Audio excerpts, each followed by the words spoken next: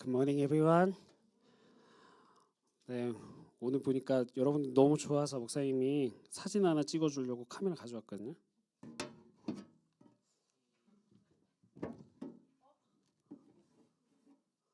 여기 어차피 여기 끝에는 다 안 나와요. 자, 찍겠습니다. 나오고 싶으면 이렇게 하세요. 하나, 네이튼, 하나, 둘, 셋.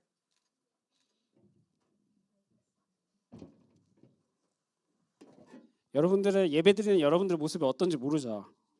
그래서 찍어본 거예요, 목사님이. 요즘에 크리스천이라는 말이 참 가벼워진 것 같아요. 세상에서 아니면 여러분의 넌 크리스천들이 크리스천을 어떻게 보는 것 같아요, 여러분? 그래서 오늘 이 필리피안스 제목은 이거 아닌데, 필리피안스를 통해서 우리가 크리스천이 무엇인지 누구인지 좀 잘 배울 수 있을 것 같습니다. 오늘부터 이제 11월 달에는 필리피안스를 볼 거고요. 그리고 12월에는 그 다음 책이 뭔지 알아요, 여러분? 필리피안스 다음에 콜로시안스, 골로새서를 보려고 합니다. 그래서 빌립보서와 골로새서 모두 4장으로 되어 있어요. 4장. 챕터 4. 그래서 한 챕터씩 원 위크에 한 주에 한 챕터씩 보면 좋을 것 같아요. 그래서 오늘 본문은 이제 필리피안스 챕터 1입니다. 이 어포슬 폴이랑 티모시가 이 필리피라고 하는 이 지역에 보내는 편지예요. 이때 당시에는 로마의 감옥에 이 바울이 있을 때입니다. 그렇다고 해서 감옥이니까 우리가 생각하는 것처럼 뭐 이렇게 어둡고 캄캄한 던전 뭐 이런 데가 아니고 바로 집이었어요. 그냥 집. 이게 무슨 말이냐면 바울은 유대인이기도 했지만 로마의 그 시민권을 갖고 있는 사람이 로마 사람이기도 했어요. 그래서 감옥에 있지 않고 집에 갇혀 지내게 되었습니다. 그걸 가택연금이라고 해요. 그 덕분에 이 어려운 상황 속에서도 이 바울은 빌립보서라는 편지를 쓸 수 있었습니다. 그런데 바울이 이 복음을 전하는 것 때문에 이렇게 감옥에 갇히는 일이 생기니까 많은 교회들과 그리스도인들은 이 퍼세큐션에 대한 두려움이 있었을 거예요. 그런데 이 바울은 그러한 두려움에도 이 교회나 그리스도인들이 흔들리지 않고 복음을 더욱더 전파하라고 이제 독려하고 있습니다. 그리고 성도들이 그리스도인들이 이 편지를 통해서 다시 한번 예수님이 누구인지, 지저스 크라이스트가 누구인지를 배우게 되고 또 어려운 상황 속에서 어떻게 그리스도인들이 살아야 하는지를 알려주고 있어요. 그래서 바울은 무엇보다 이 퍼세큐션에 대한 두려움에도 더욱 용감하게, 용기 있게 믿음을 지킬 수 있는 사람이 되기를 바라고 있습니다. 그러니까 이 The Letter of Philippians는 믿음을 갖기 어려운 또는 두려운 상황 속에서 그리스도인들에게, 크리스천들에게 희망과 용기를 주는 그러한 위로를 주는 편지라고 말할 수 있을 것 같아요. 성경에는 여러 서신서들이 있죠. 그거를 영어로는 에피슬이라고 합니다. 에피슬스. 이 공통된 특징이 있는데 앞에는 introduction, 그래서 인사말도 있고요. 그다음에 맨 뒤에는 이제 마치는 말, 그러니까 작별 인사를 하면서 축복하는 그런 내용들이 있습니다. 그리고 이 앞뒤 인사말에는 기도문이 있어요. 기도하게 되죠. 우리도 뭔가를 항상 시작할 때 기도하잖아요. 여러분들 교회 오면 기도해요? 목사님은 어릴 때부터 그렇게 배워가지고 교회를 오면 기도부터 한다. 그래서 자리에 앉아서 기도부터 해요. 그러한 그 전통과 그러한 역사가 바로 여기에서 오는 거예요. 네, 첫 인사와 끝 인사의 기도로 이제 시작을 합니다. verse 12부터 이제 본격적인 바울의 편지 내용이 이제 시작되는데요. 함께 보도록 하겠습니다. 목사님 한번 읽어볼게요. I want you to know, brothers, that what has happened to me has really served to advance the gospel. 바울이 지금 감옥에 갇혀 있다고 했는데 이 구절을 한번 보세요, 여러분. 이 구절에서 바울의 complaints 찾을 수 있어요? 불평을 찾을 수 있나요? 목사님 같으면은 왜 내가 이렇게 갇혀가지고 뭐 불평할 것 같은데 그런 내용이 전혀 없습니다. 오히려 바울은 자신의 고난을 감사하고 있어요. 그리고 그 고난으로 인해서 복음이 전파되지 않을 줄 알았는데 오히려 advance, 진전이 있다 이렇게 이야기를 하고 있습니다. 여러분들은 어때요? 우리는 어려움을 만날 때 어떤가요? 어떤 사람들은 그 어려움을 만날 때 불행이라고 생각해요. 내가 운이 없어서, 행운이 없어서 이렇게 생각을 합니다. 어떤 사람들은 다른 사람들을 잘 되는 걸 보면서 저 사람은 운이 있어서 저렇구나 이렇게 부러워하기도 해요.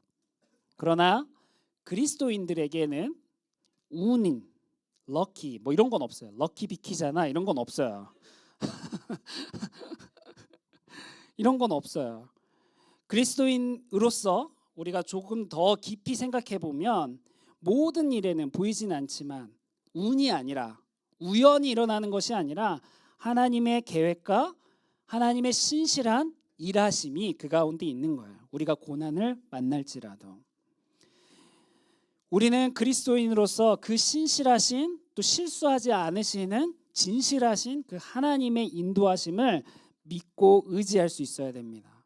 그것을 가리켜서 우리는 sovereignty, 하나님의 주권이라고 이야기를 하죠. 그렇기 때문에 우리가 어려움을 만나도 불평하지 않는 이유가 바로 여기에 있는 거예요. 그 어려움 가운데에도 하나님이 인도하시지, 하나님이 나와 함께 하시지라고 생각하고 믿을 수 있어야 됩니다. 어려움 가운데에도 더욱 세밀하게 하나님의 함께 하심을 느낄 수 있는 때가 더욱 더 많은 것 같아요. 여러분들 가운데 혹시 지금 어려움을 갖고 있는 친구들이 있나요? 그 상황 속에서 한번 하나님을 더 깊게 생각해 보세요. 그리고 더 하나님의 말씀에 가까이 가보세요. 그 말씀을 통해서 묵상을 통해서 하나님의 오묘하시고 또 깊으시고 큰 은혜를 깨달을 수 있을 겁니다. 한번 verse 21 한번 볼까요? 우리에게 정말 유명한 구절이에요, 여러분.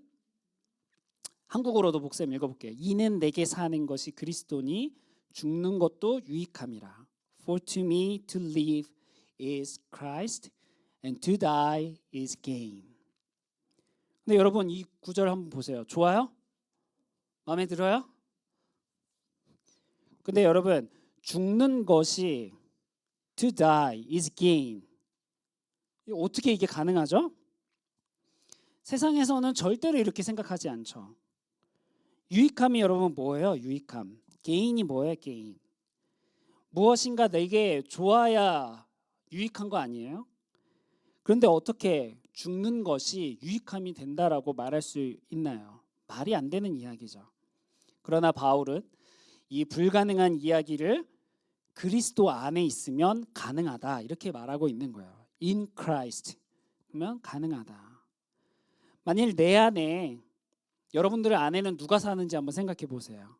내 안에 누군가가 사는데 내가 산다면 죽는다는 거, 죽음은 결코 유익하지 않은 거죠. 결코 유익할 수 없어요. 누구든지 어떻게든 죽지 않기를 바라죠. 오래 살기를 바랍니다. 그러나 내 안에 사는 것이 그리스도이기 때문에 크라이스트이기 때문에 죽는 것이 유익하게 된다라는 거예요. 그리고 그 누구보다 예수님이 우리를 위해서 십자가에 죽으신 그 모습들이 우리에게는 모범, 아주 좋은 example이 되는 거죠. 만약 우리가 이 세상을 살아갈 때 나만을 위해서 산다고 생각해 보세요. 내 안에 나만 살아서 나만을 위해서 살아갈 거야 라고 생각해 보세요. 이거는 내 거야. 모든 게 다 내 거야. 우리 막내가 그러거든요. 내 거야. 다 내 거라고 한번 생각해 보세요. 안타깝지만 사람은 언젠가 죽음을 만나게 되어 있습니다. 언젠가는 죽음을 만나게 돼요. 그러면 그때 내 것이라고 생각했던 그 모든 것들은 죽음 이후에는 더 이상 내 것이 될 수가 없죠. 모든 것을 잃게 됩니다. 그래서 죽음 앞에서 모든 것이 허무하게 느껴질 거예요. 이러한 면에서 죽음은 사람에게 우리에게는 결코 유익하지 않죠. 그러나 내 안에 내가 아니라 크라이스트가 산다고 한번 생각해 보세요. 다른 말로 하면 우리가 이 세상을 살아갈 때 나를 위해서 사는 것이 아니라 크라이스트를 위해서 산다면, 나의 모든 것이 주님의 것이라고 우리가 고백한다면, 그리스도의 것이라고 고백한다면 죽음은 결코 무익하지 않습니다. 유익한 것이 되는 거예요. 예수님께서 우리를 너무 사랑하셔서 죽음을 선택하신 것처럼, 희생하신 것처럼 그리스도인들은 생명이나 죽음보다 그보다 더 가치 있는 일을 위해서 기꺼이 희생할 수 있는 사람이 될 수 있는 거예요. 성경에서는 특별히 신약 성경 뉴 테스터먼트에는 그리스도 안에라는 표현이 아주 중요합니다. In Christ. 이미 바울은 이 필리피안스에서 인사말에서 이 표현을 사용한 적이 있어요.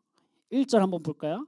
Paul and Timothy, servants of Christ Jesus, to all the saints in Christ Jesus who are at Philippi, with the overseers and deacons. 여기 보면 in Christ Jesus 이게 있죠. 바울은 빌립보 지역에 사는 그리스도인들을 향해서 예수 안에 있다 이렇게 표현해요. 그리고 그들을 가리켜서 saints라고, 성도라고 불렀습니다. 우리는 이것을 통해서 그리스도인들이 어떤 사람이 되어야 하는지를 배울 수 있어요. 그리스도인들은 예수님 안에 있는 사람이어야 합니다. 어떤 때는 예수 안에 있다가 어떤 때는 예수 밖에 있다가 이러한 것이 아니에요. 여러분, 평생 영원토록 우리 그리스도인들은 예수 안에, 크라이스트 안에 있는 사람들이에요.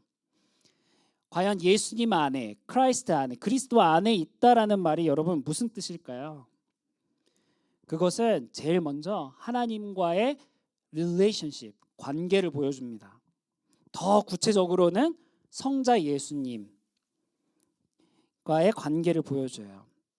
21절에 보면 우리 안에, 그러니까 우리 안에 그리스도가 산다고 했죠. 근데 1절에 뭐래요? 우리가 in Christ 안에 있다고 했잖아요. 헷갈려요, 여러분? 어쩔 때는 Christ in us, 어쩔 때는 Christ in us, 아니면 we in Christ. 뭐 헷갈리죠? us in Christ. 헷갈려요.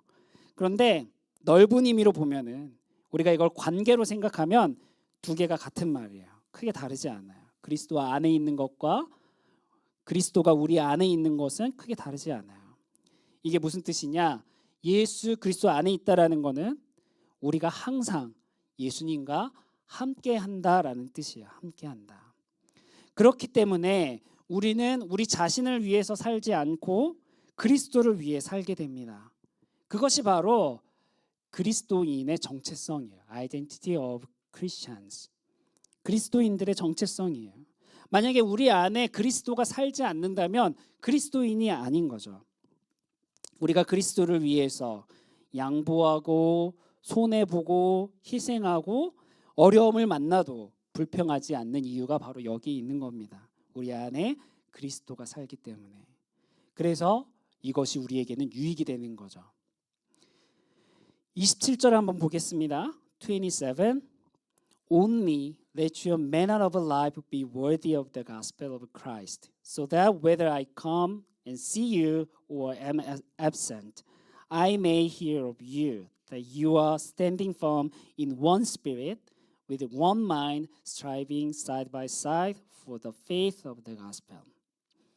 빌립보 그리스도인들을 향한 바울의 대답이었어요. 그리스도의 복음에 합당하게 산다. 여기 보면은 manner of life be worthy of the gospel of Christ 이렇게 되어 있잖아요. 이게 무슨 뜻일까요? 어떤 모습이 복음에 합당한 삶, 복음에 합당한 생활이라고 할 수 있을까요? 바울이 그 뒷부분에 아주 간단하게 설명하고 있어요. 그걸 정리해 보면 첫 번째로 한 뜻으로 복음의 신앙을 위하여 협력하는 것이라고 설명하고 있어요. 이게 무슨 말일까요? 단지 복음을 전하는 것뿐만이 아니라 복음을 전해야 하는 그 사람들이 해야 되는 모든 일을 가리키는 거예요. 모든 일. 복음을 따르는 사람들이 해야 할 모든 일, 어떤 것들이 있을까요, 여러분? 복음을 따르는 사람들은 무슨 일을 해야 되나요? 가장 먼저 예수님을 먼저 믿어야죠. 예수님이 크라이스트다. 예수님이 우리의 주님이다라고 믿을 수 있어야죠. 그리고 예수님의 모든 가르침을 따라 사는 거예요. 예수님이 무엇을 가르치냐? 예배하는 거, 기도하는 거, 말씀 보는 거, 즉 우리가 신앙생활이라고 부르는 그 모든 것들을 신실하게 행할 수 있는 사람이 되어야 하는 겁니다.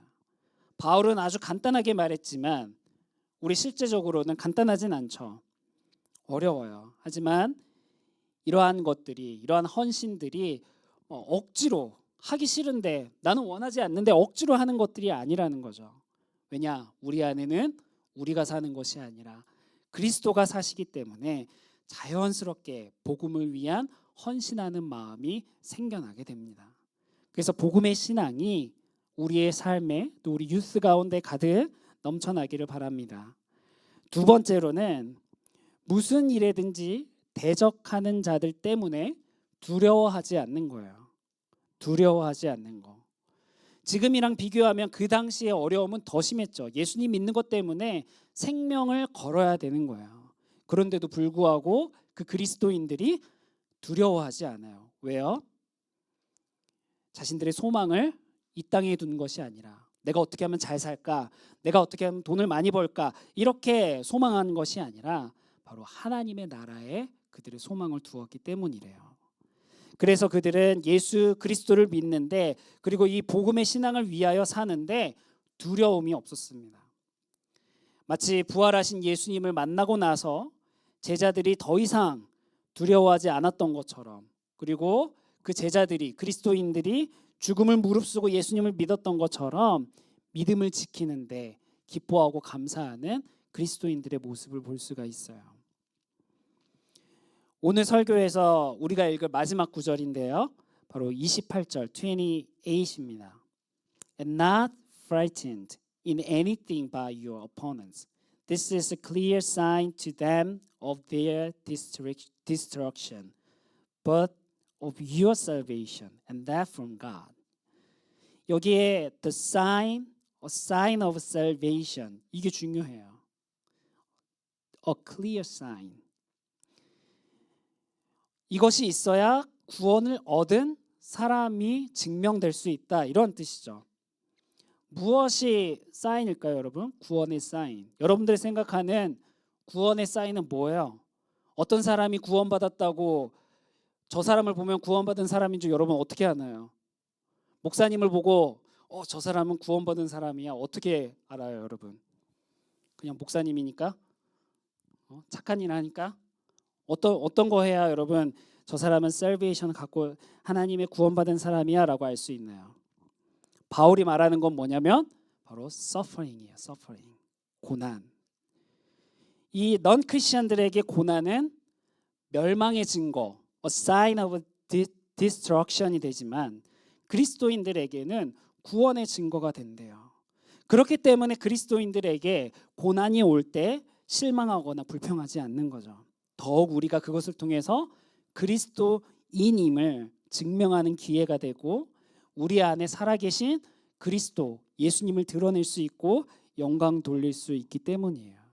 우리 가운데 이러한 구원의 증거, a sign of salvation이 넘쳐나기를 여러분 축복합니다. 오늘 말씀을 정리해 보면 오늘의 제목이 한국어로는 복음에 합당한 생활이에요. 이 복음에 합당한 생활은 고난에도 불구하고, 고난이 와도, 어려움이 찾아와도 믿음을 잘 지키는 생활이다라고 할 수가 있습니다. 여러분 그런 말 알아요? Manners make it man. 다 잘 아는구나. 영화 킹스맨의 한 대사예요. 거기서 이렇게 얘기하죠. Manners make man. Do you know what that means? Let me, 뭔지 알아요? Let me teach you a lesson 하고 막 패죠 이제. 근데 이 말은요 원래 영화에 나온 말이 아니에요, 여러분. 원래 옛날에, 정말 옛날에 위컴의 윌리엄이라는 theologian, 신학자가 말했습니다. Manners make man. 정말 그런 것 같아요. 그죠? 그리스도의 매너가 그리스도인을 만듭니다. 우리 이렇게 바꿀 수 있는 거죠. 우리가 빌립보서에서 가르치고 있는 이 매너들, 방법들, 하나님의 사람으로서 그리스도인으로서 해야 되는 그러한 모습들을 잘 배울 수 있기를 바랍니다. 그래서 바울은 그리스도 안에 살아가는, 그리스도 안에 살아계시는 예수 그리스도를 기억해라, 생각해라, 묵상해라 이렇게 강조하고 있어요. 우리의 예배에 예수님이 살아계십니다. 여러분 믿나요? 뿐만 아니라 우리 예배에만, 우리의 기도에만 살아계신 게 아니라 우리의 일상에도, 여러분들의 학교에도, 여러분들이 가는 곳곳에도 예수님은 살아계십니다. 우리가 예수 그리스도 안에, 예수 그리스도가 우리 안에 영원토록 함께 하십니다. 여러분 이 진리를 꼭 우리는 신실하게 믿을 수 있어야 합니다. 우리가 실수할 것 같은 그 순간에, 심지어 우리가 죄를 짓는 그 순간에도 예수님은 밖에 계신 게 아니라 우리 안에 계세요. 우리와 함께 하십니다. 우리가 이것을 기억한다면 우리가 좀 더 거룩하고 신실한 그리스도인으로 살아갈 수 있을 거예요. 정말 우리의 생활을 통해, 우리의 삶을 통해 예수 그리스도가 드러나기를 여러분 축복합니다. 함께 기도하겠습니다. 하나님 아버지 감사합니다. 우리가 함께 모여서 그리스도 안에서 하나님을 예배함에 감사드립니다. 오늘 빌립보서를 통해서 우리가 복음에 합당한 삶을 살아가는 그리스도인들임을 기억합니다. 이제는 내가 사는 것이 그리스도니 죽는 것도 유익함이라 라고 했던 그 바울의 고백이 우리의 믿음의 고백이 될 수 있도록 하나님 인도하여 주시옵소서. 우리가 이 세상을 살아갈 때 우리 자신만을 위해 살지 않게 해주시고 나만을 위해 살지 않게 해주시옵소서. 우리의 구원이 되시는 주 예수 그리스도를 위해 살아가는 우리 모두가 되게 하여 주시옵소서. 그리하여서 우리에게 어떠한 고난이나 어려움이 다가온다 할지라도 오히려 우리의 삶에 감사와 은혜가 넘쳐나게 하여 주시옵소서. 감사드리며 예수님의 이름으로 기도합니다. 아멘. 지금은 우리 주 예수 그리스도의 은혜와 하나님의 크신 사랑과 성령님의 교통하심이 복음에 합당한 삶을 살고자 하는 우리 귀한 유스 가운데 영원토록 함께 있을지어다. 아멘. 다 같이 주기도문으로 예배를 마치겠습니다. Our Father in heaven, hallowed be your name. Your kingdom come, your will be done on earth as it is in heaven. Give us this day our daily bread, and forgive us our debts, and we also have forgiven our debtors. And lead us not into temptation, but deliver us from the evil one. Yours is the kingdom, and the power, and the glory forever. Amen.